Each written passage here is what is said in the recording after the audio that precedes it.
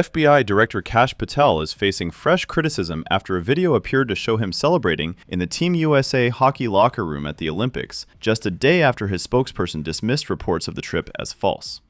The controversy started when MS Now published a story claiming Patel flew to Italy on taxpayer money to attend the Winter Games. Ben Williamson, the FBI's Assistant Director of Public Affairs, hit back hard on X. He called the report wrong and said the outlet ignored information proving it false. Things flipped quickly when a clip surfaced online. The short video, originally posted and later deleted on Team USA player Dylan Larkin's Instagram, showed Patel inside the locker room after the US men's team won gold.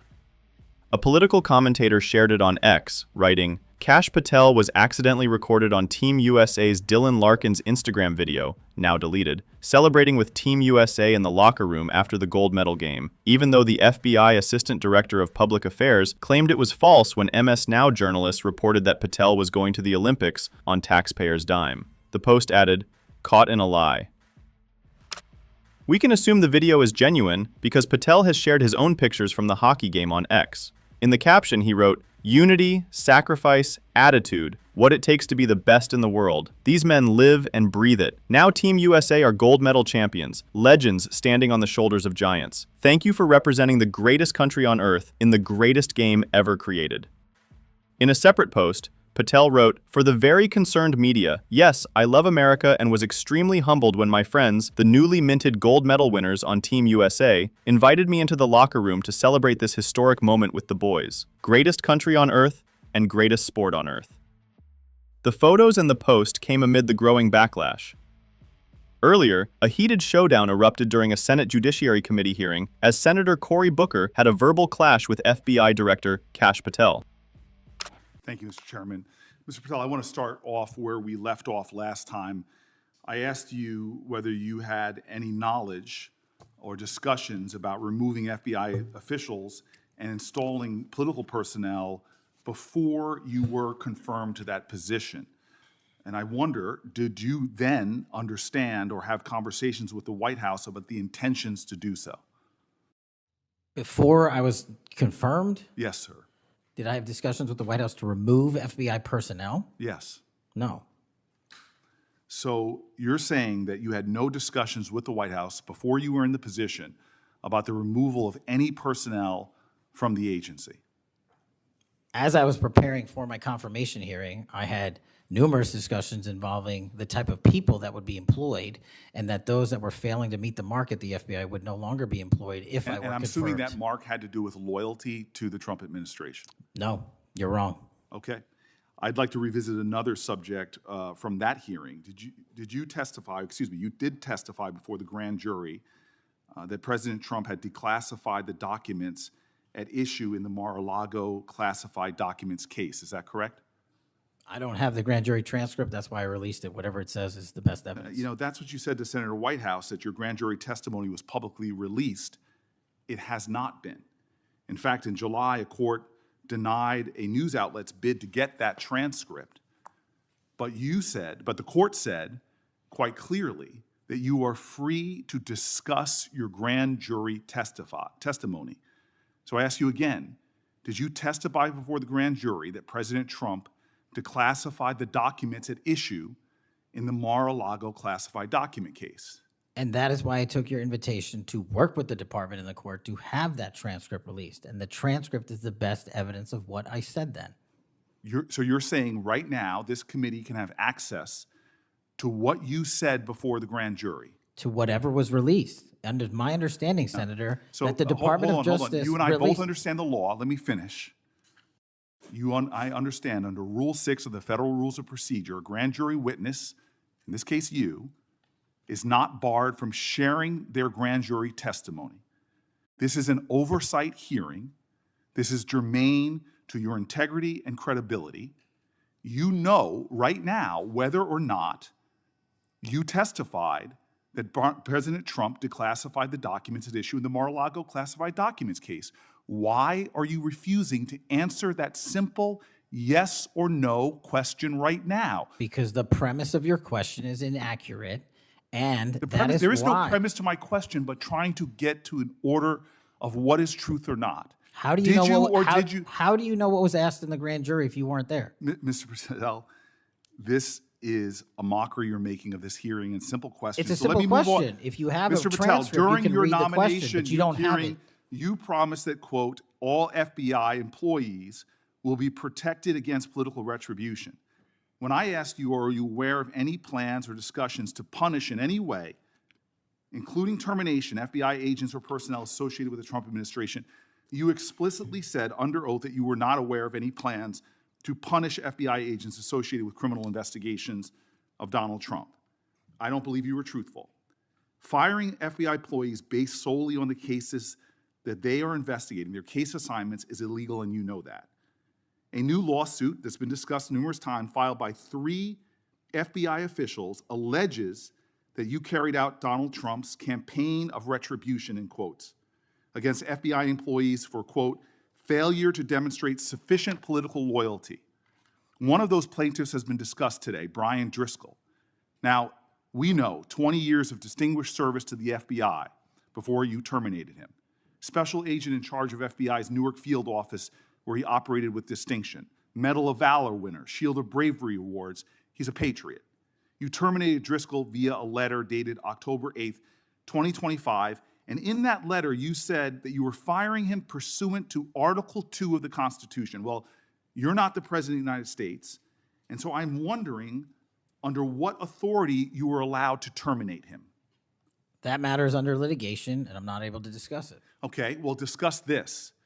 Did you have discussions with Stephen Miller about firing this particular person or about his continuance in the FBI? Not that I recall. How often do you speak to Stephen Miller? Frequently on our Homeland Security task forces. You frequently talk with Stephen Miller about subjects other than Homeland Security task force issues, correct? I frequently talk to Mr. Miller about Homeland Security task forces. Has Stephen Miller ever given you his opinions on how to run your agency? Mr. Miller's interagency operations are invaluable to the FBI. That's what we talk about. So you frequently discuss your job and your responsibilities with Stephen Miller and Pam Bondi, I imagine, as well. Absolutely. She's the Attorney General. Understood. Okay. Donald Trump promised to make us all safer. You have pushed out senior FBI agents with decades of knowledge and experience. In fact, this is the first time in FBI history that neither the director nor the deputy director have any experience with the FBI. You've shifted the agency's priorities primarily to pursuing Donald Trump's immigration enforcement agenda. According to ICE data, the Cato Institute, which is a conservative think tank, found that 20% of all agents have been diverted from their work to assist ICE immigration enforcement. 20%. Part of this operation is the work of mass law enforcement who jump out of cars, snatch people off streets at churches, schools, and their jobs and hospitals. Have there been any FBI agents who investigate crimes against children that have been assigned to immigration enforcement, yes or no? The premise of what you say is entirely false. Have there been false. any FBI agents who investigate no. foreign domestic terrorism? You don't get to say America is not safer under this leadership. I am not saying America that. is safer because of the work of the FBI. You're making a presumption of premise. 4,700 children. Sir, we have seized 6,000 weapons and 23,000 violent felons have been FBI arrested. Agents who investigate human trafficking have been reassigned to immigration enforcement. You are not denying that FBI agents who are on the task force that fight against Russian oligarchs have not been reassigned. Public Corrections Squad reassigned. People who defend children reassigned. You're not denying that. I've seen you time and time again attack my colleagues' premises of questions as a way to not answer the question. So let me end with this. I believe you have made our country weaker and less safe. I believe that we are more vulnerable to a major event, and I pray to God it doesn't happen. You've gutted the Bureau of Institutional Knowledge and Expertise. You fired or pushed out seasoned FBI officials, many with more than 20 years of experience, and were working on cases that were critical. You've been purging thousands of serious law enforcement officials who spent their careers keeping us safe, only to lower hiring standards in order to find anyone to replace them. And shockingly, you admitted in this hearing to Senator Coons that it would take 14 years to fill the vacancies at your agency. Many are the result of your purge. 20% of FBI agents are doing low-level immigration enforcement instead of their mission-critical work. You've disbanded entire task forces that stop election interference, foreign influence, public corruption. And who benefits from this? Well, corrupt people benefit from it. Criminals benefit from it. Vladimir Putin benefits from it. And it really makes me wonder who you're looking out for. It makes me think we can't trust you as a nation. You swear to release the Epstein files, but now you're withholding the Epstein files. You claim that you have a suspect in a serious assassination. Whoops, then you don't have a suspect. You know nothing about plans to remove FBI agents, yet you're directly involved in those plans. In the words of an ex-FBI official, you are overseeing, and I quote, generational destruction of the nation's premier law enforcement agency. Mr. Patel, in just 8 months, you have assaulted the institutional integrity of the FBI. But I know FBI field agents. I've worked with them in Newark. No matter how truly bad you are, you can't undermine the legacy of agents who fight every day to keep us safe, but you can tarnish the integrity of the agency and undermine the agency's capacity. I believe you're failing as a leader, and that your failure does have serious implications for the safety and security of Americans and our families. We're more vulnerable to domestic and foreign attack because of your failures of leadership. I don't think you're fit to hand the bureau, but here's the thing, Mr. Patel. I think you're not going to be around long. I think this might be your last oversight hearing. Because as much as you supplicate yourself to the will of Donald Trump and not the Constitution of the United States of America, Donald Trump has shown us in his first term and in this term, he is not loyal to people like you. He will cut you loose. This may be the last time I have a hearing with you because I don't think you're long for your job. But I'm going to tell you this. I pray for you. I pray for you that you can step up and defend your oath, defend the Constitution, and do a much better job of defending this country. Thank you, Mr. Chairman. Do you want to say anything? Yes, at this sir. point? That rant of false information does not bring this country together. If you want to work on bringing this country, it's my time, not yours. My God.